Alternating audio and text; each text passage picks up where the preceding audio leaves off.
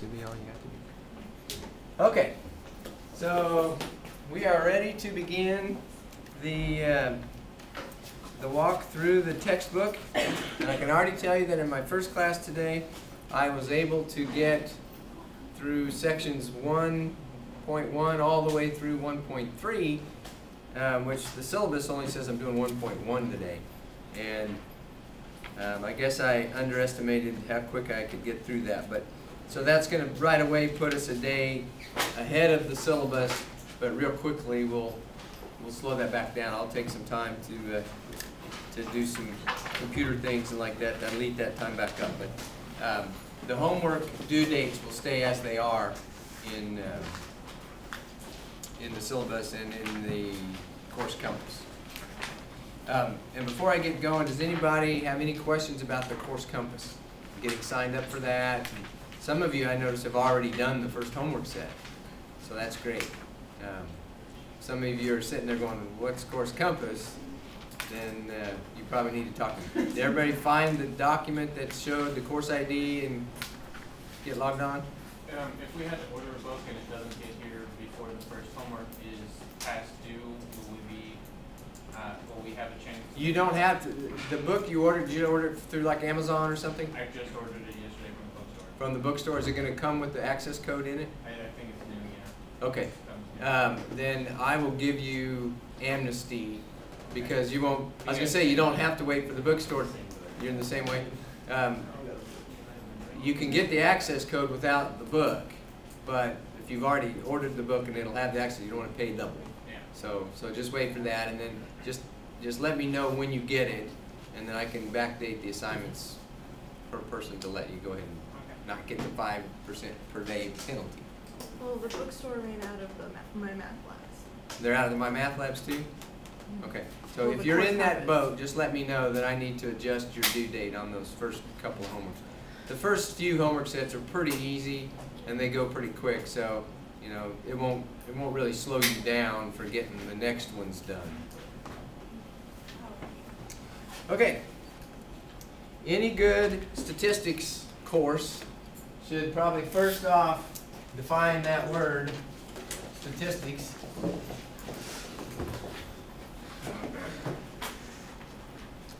So, like a lot of words in the English language, that sort of has two definitions, and the authors of the book give you both of those definitions. And before I go further, I want to say my disclaimer. Right? This whole chapter, chapter 1, and most of chapter 2, and then some later sections later in the book, are what I refer to as concept sections. And all that means is there are sections that are more read about the concepts and understand it. You're not really computing anything yet, that kind of stuff. So it's vocabulary and important words.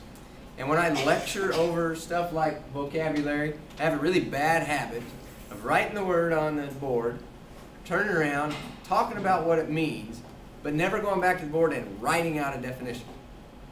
So if you're one of those people that through the years has learned to take notes by just copying whatever's on the board, you're going to end up with holes in your notes, right? So just take heart in knowing that this expensive book that you had to order has all those definitions in it. And any of the words that the author considers important have been bolded or put in the margin or put in a box, somehow denoted as, whoa, look at this, right? So when it comes time to fill in your notes, all you got to do is go through the book and look for the bolded words and write down the definition and fill it in. Now, do you remember I told you you get a cheat sheet for every exam? Make sure all these definitions are on that cheat sheet. Okay? So if it's bolded in the book, you probably ought to have it on your cheat sheet. Even if I forgot to ever talk about it in class. You're responsible for all the material that's in the section unless I specifically say, well, we're not going to do this. Okay? So if I just don't get to it, a lot of times I don't have time to get to every single definition that's in a section or in a chapter. No, well, I'm responsible for it because it's in the book. Okay? A statistic is a value computed from a sample. Okay? So the mean height of the 12 guys that I happen to measure. That's a statistic. Okay? The maximum of those 12. That's a statistic. Anything that comes from the data. Okay? So I used a new word there, sample. A lot of these words you've been hearing since you were knee-high to a Coke bottle. But we'll put a little more formal definition. We need to talk about population and samples. And by the way, I tend to abbreviate words that have the shun on the end of it. Say I'm lazy and I just write population and put that little N thing out there. So you'll see the word distribution and population and things like that. So what is population? What does that word mean? What'd you say? Was that you? Total everybody. The total of everybody, right? And that's always the answer that I get first, right? And you know, when you think of the word population, generally you think, oh, that's how many people there are. Like, what's the population of Topeka? Right? But in statistics, it has a much broader meaning than that. The population is the set of all of the subjects that you're interested in. Okay? So, the set of all subjects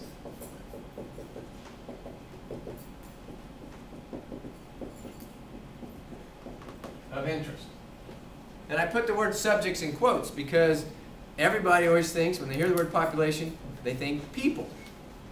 But it doesn't have to be people. It might be animals. It might be stalks of corn.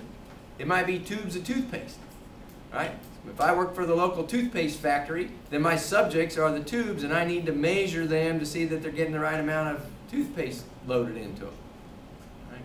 So it's whatever it is that you're interested in, the set of all of them, that's called the population. So then from the population, we draw samples because the population is unobservable. What does that mean? How do you spell that, by the way? Unobservable. Is that look good enough? What does that mean if I say they're unobservable? Take too long. You're able to get every single one. Yeah, it's usually impossible to measure or to survey or whatever it is to do that to every subject in the whole population. So therefore we draw samples. We can't observe characteristics of the population, so we draw samples which are subsets of the population.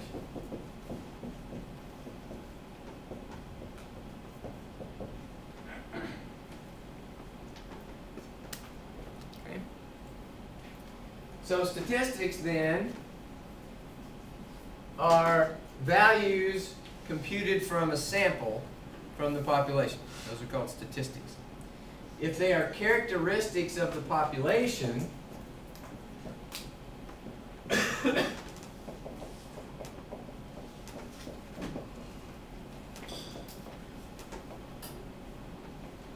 they're called parameters.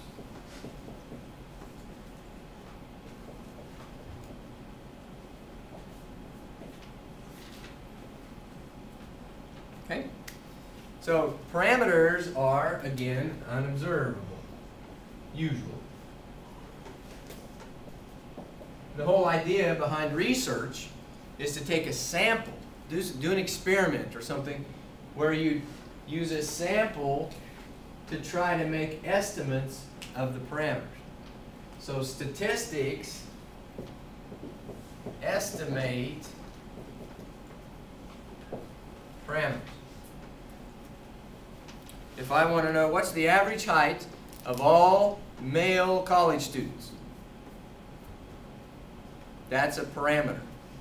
I don't know, I'm never going to be able to measure the height of every male college student in the United States. So what I do is I draw a sample, and I use that sample to estimate that parameter. So the mean of the sample becomes the estimate of the mean of the population. Okay? So there's two kinds of statistics.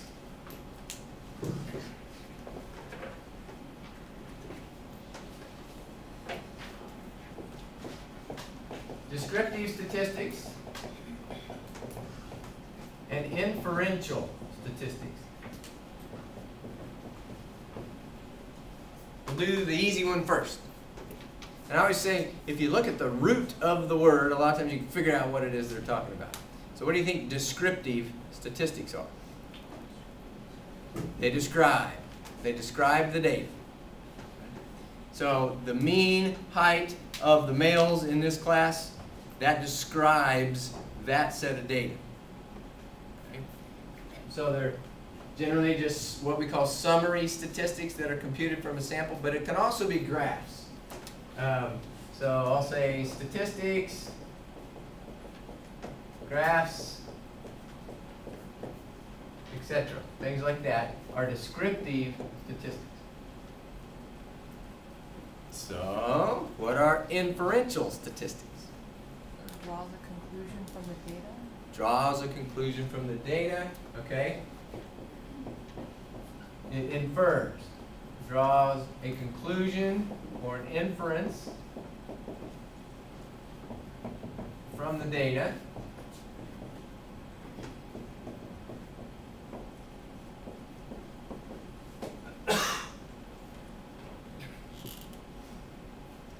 Okay?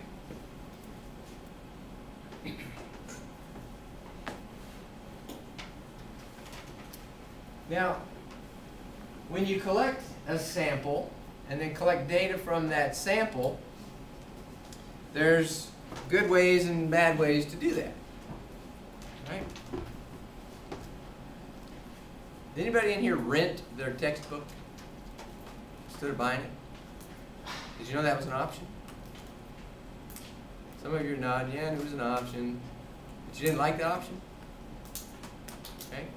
Well, what if I wanted to know, how do students in general feel about that option of renting a textbook? Is that something that they want to do or not? Right? How would I answer that question? Do college students like being able to rent textbooks?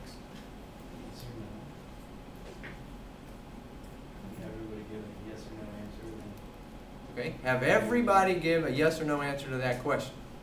Well, does it have to be just yes and no? Could there be an indifference? Maybe. They don't really care. Yeah. What about people who like renting them for certain classes but not others? Okay, maybe some people like to rent in certain classes but not others, so maybe you want to ask a question about that. All right? Who are you going to ask? He said everybody. I'm trying to think of your name. What is your name? Chris. Chris, that's right, Chris. Chris said everybody. Ask everybody. So he's implying what? All college students at any time. Right? So ask you want to ask every college student in the United States or everyone at Washburn or okay? Do you see what I'm getting at? If you want to do research and you want to answer a question, you got to sort of think it through in advance. Well, how am I going to do that? How am I going to word my questions? How many questions? Am I going to make it yes or no, or do I allow a maybe, or do I allow in some classes, not in others?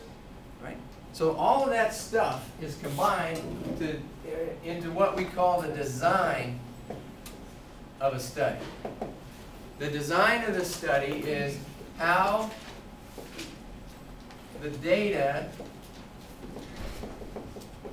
will be collected. And all those things you guys were thinking of are things exactly that you would want to think of. That's good. Right? So as we go through the semester, we'll talk about design of studies, design of experiments, and good ways and bad ways. When I pushed Chris a little bit, he said, okay, not everybody, I'm going to take a subset. How are you going to draw that subset, that sample? Any ideas? What'd you say? Randomly. Ooh, good. Randomly. I was kind of hoping somebody wouldn't get to randomly right off the bat, but the concept of random sampling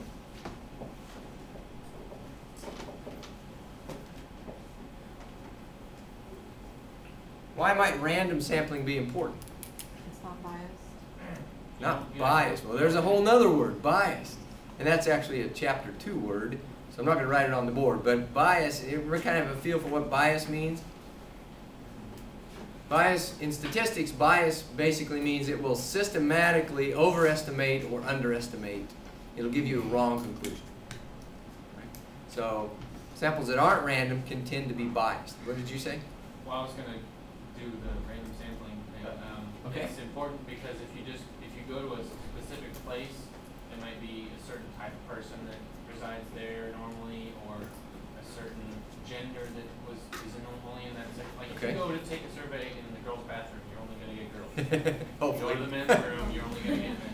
Yeah, But exactly. if you stand outside both restrooms and date every third person or whatever, Okay. you're going to get a more evenly distributed answers to Okay. whatever question you make. And what he's talking about are design issues that, again, we'll get to those real specifically in chapter 4, but what he described was not random sampling. What he described was systematic sampling, every third person, that kind of thing.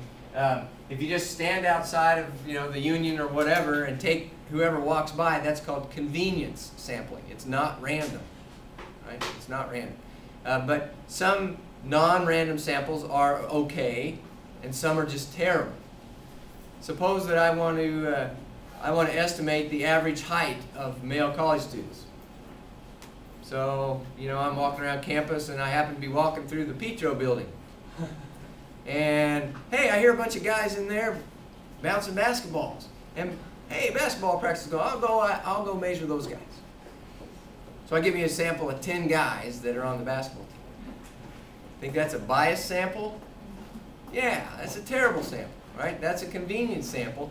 What you want in a sample is a sample that is representative of the population. So random sampling helps. It's not a guarantee, but it helps to ensure that the sample is representative of the population.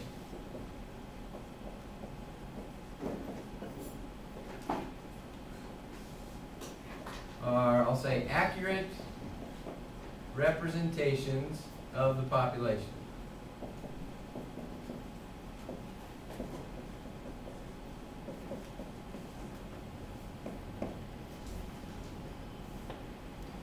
And if your sample is not representative of the population, then you can compute all the statistics you want. They're meaningless.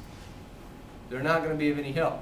The inference that you make off of a bad sample will not be valid.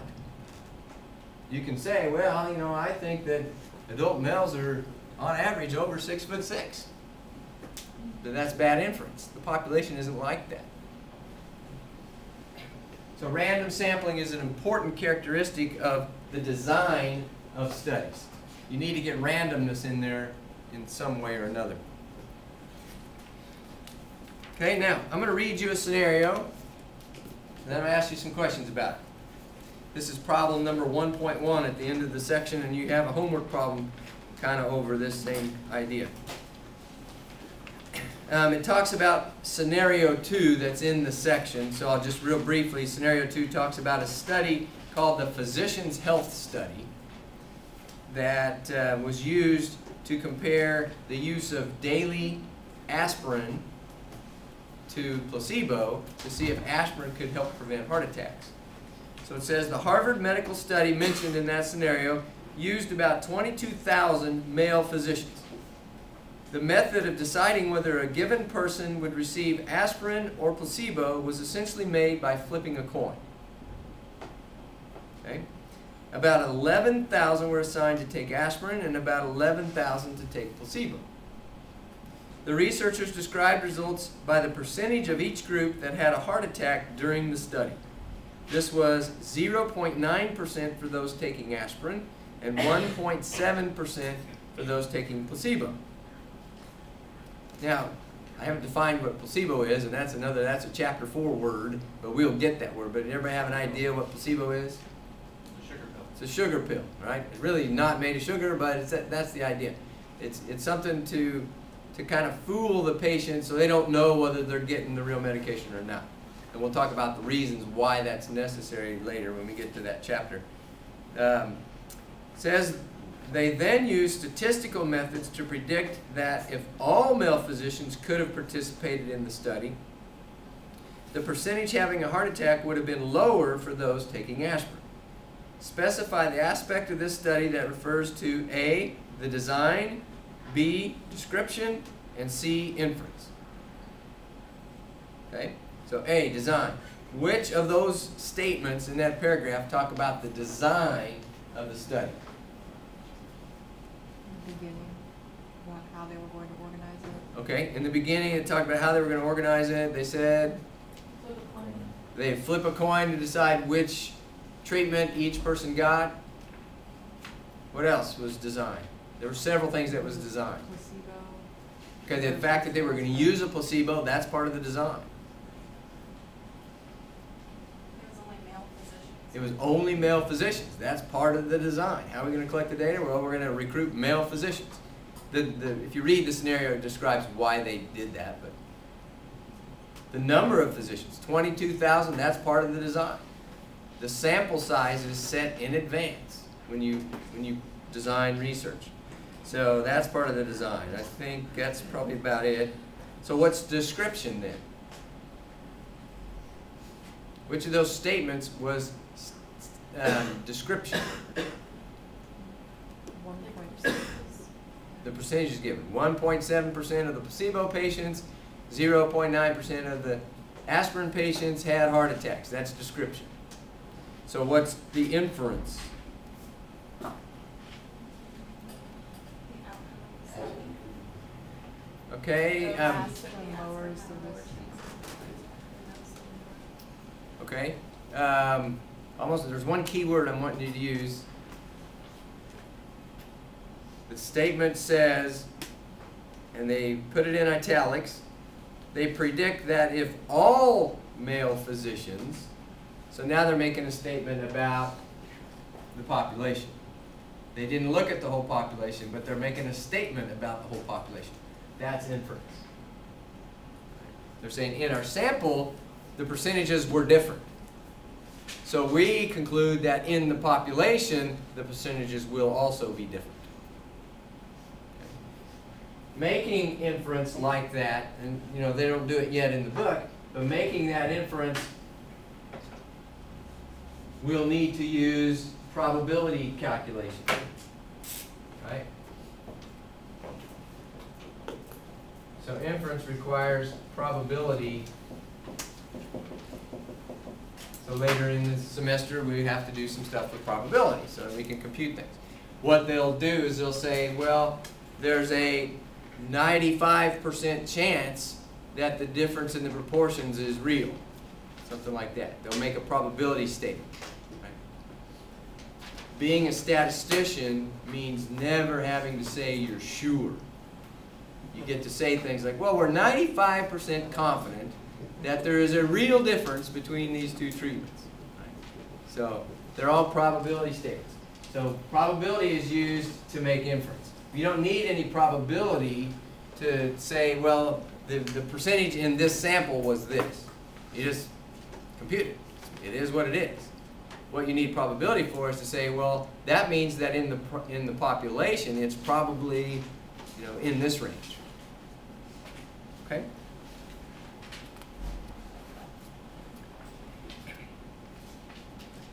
Okay, descriptive statistics I put up here that also involves graphs. So one of the graphs they talk about, we'll do a lot more with graphs when we get to chapter 2, but they talk about bar graphs. Things like this.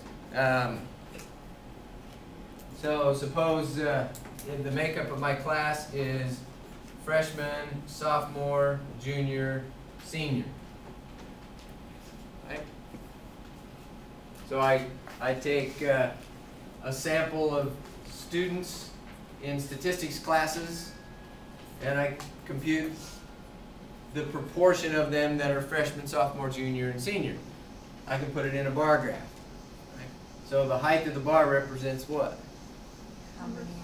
How many there are. And it could be one of two things. It can be an actual count, like there's 30 of these, there's 45 of these, and there's 20 of these. or they can be converted to proportions or percentages, and that's more typical. 25% of them are freshmen, 40% are sophomores, and then it tails off, whatever. Okay. So graphs, again, are descriptive statistics, just the same as the percentages that get quoted.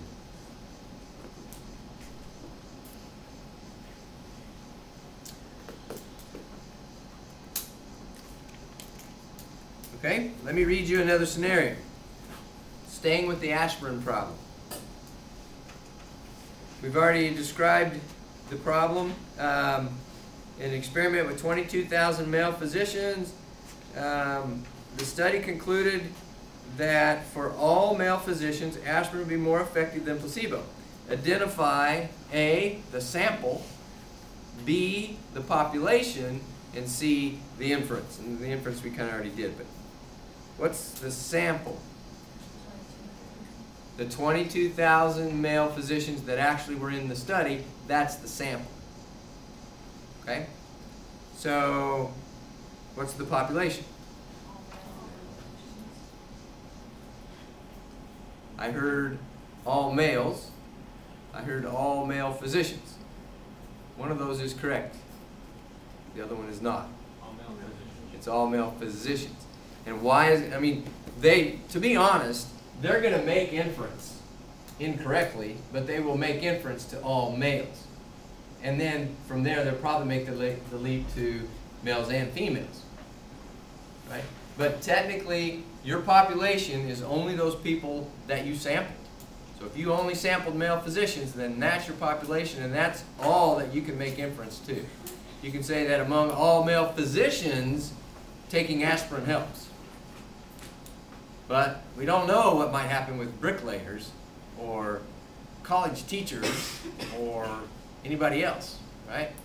Now you might say, well, I can't think of any reason why being a physician would change the way aspirin affects your heart.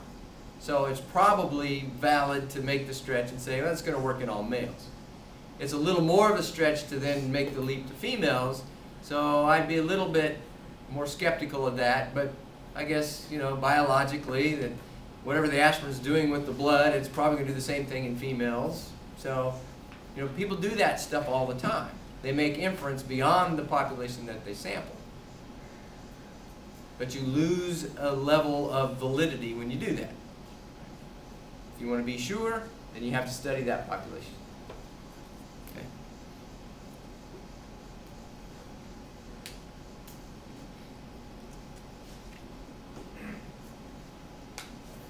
Okay, the EPA uses a few new automobiles of each model every year to collect data on pollution emission and gasoline mileage performance. This is all available on the web these days. If you want to know the gas mileage of your 1989 Toyota Corolla, you can click on EPA.gov or whatever, and it's there. They've got it all out there. So they sample a few new automobiles every year. For the Honda Accord model, identify what's meant by the A, the subject, B, the sample, and C, the population. So what's the subject?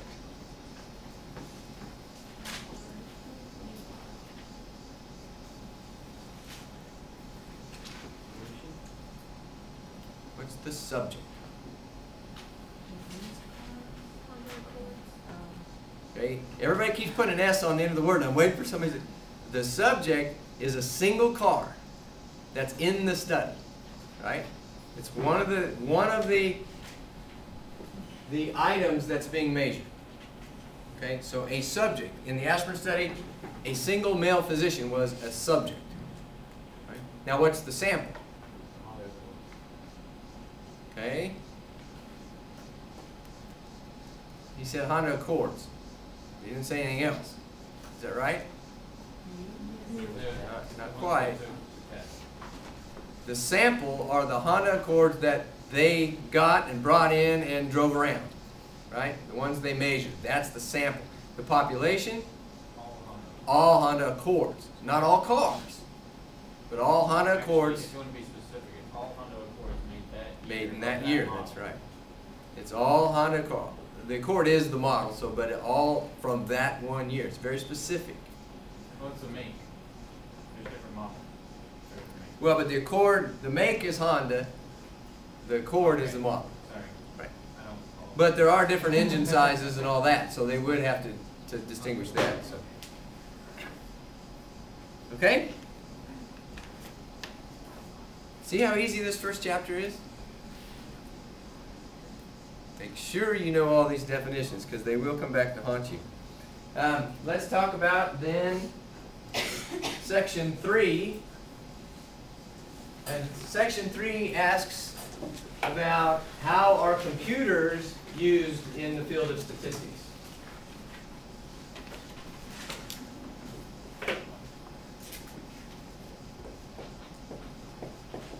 So how do you think we might use computers? How a statistician, like me, might use a computer? Data storage. Data storage, okay. Surveying people. Okay, you can use a computer to actually conduct a survey. You can put it out there on the internet or whatever and use it that way. Anything else? Used to calculate. Use to calculate. I was hoping somebody would get that, right? We don't do most of these computations by hand anymore, right? We just run it through the software. Say, here's the data. Tell me what the mean is. Tell me what the median is. Tell me what the percentage of people in this category is, right? So computers are used for that. Data storage is one of the important parts of it. And there's different words that get thrown around regarding data storage. A data file is like the Google Docs. Let me pull that up here real quick. I wanted to talk about that anyway. I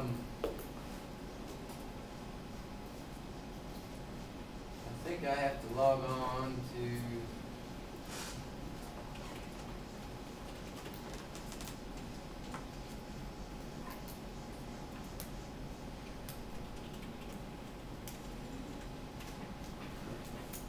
Oh, I have to push a different button, don't I?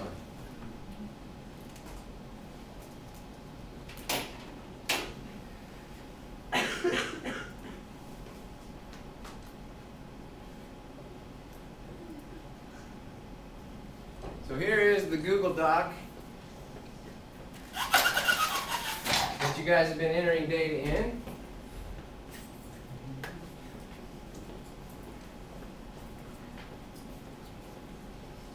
And let me scroll down till I get a section C person. There we go. Somebody with 4 initials. And they even, when they emailed me this, they said, yeah, it really is 4. I have 2 middle names. Who is that? That's you. Okay. Okay. So, it's Delaney, right? So Delaney sent us 5 observations and put it in this spreadsheet. Well, the spreadsheet, all taken together, is called a data file.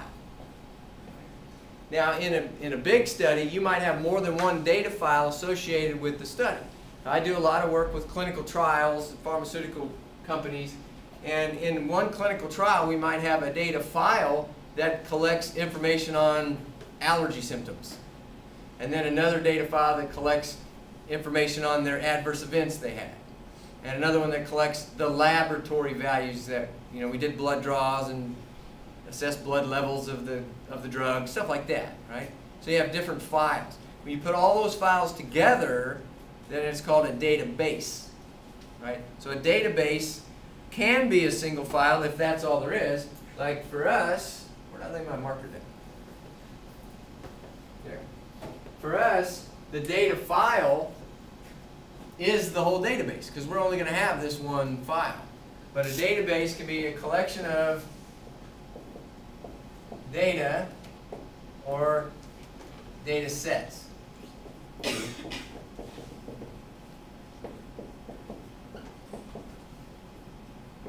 So possibly smaller data sets or data files. Okay? Now, there's a little bit of terminology involved with this. It's not critical, but this is what I refer to as a flat file. So you may hear people use that term. That's a flat file. Anybody know what that means? It means you can print it out and you can lay it on a flat piece of paper, right? It's two-dimensional. It's got rows and it's got columns, and that's it. Now, I was describing a minute ago that you might have layers to that.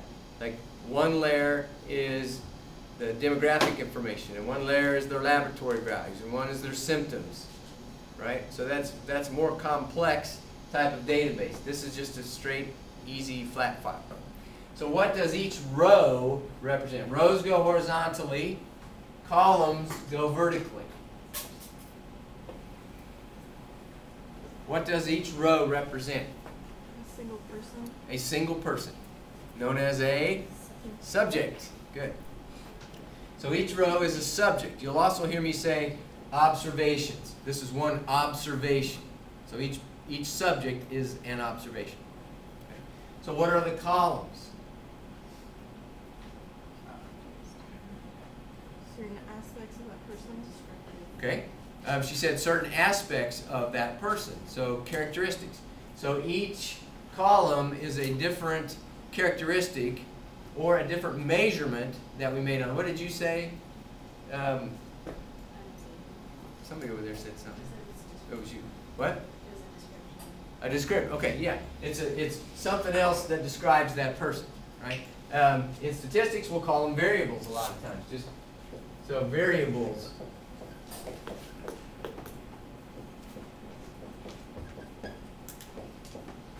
Variables are the columns, subjects are the rows.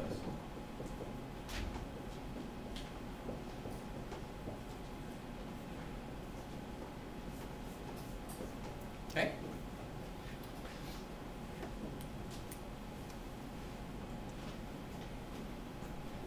So suppose I'm interested in using this sample of data to describe your typical college student. And maybe it's my mother that I'm trying to impress with my knowledge about the typical college student. So I just give her this spreadsheet. I print it out on a piece of paper and say, check it out, look at this data.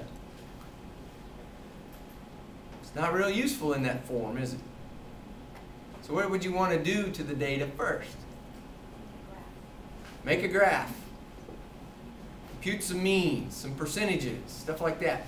So what did we call that? Description, right? We're going to do some data description, and then that's what we'll report to people. You don't just show them the raw data. That's not all that useful.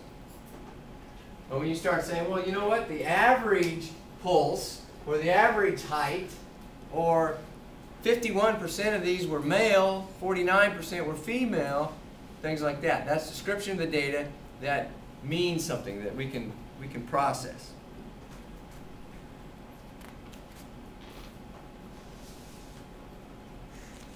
Okay.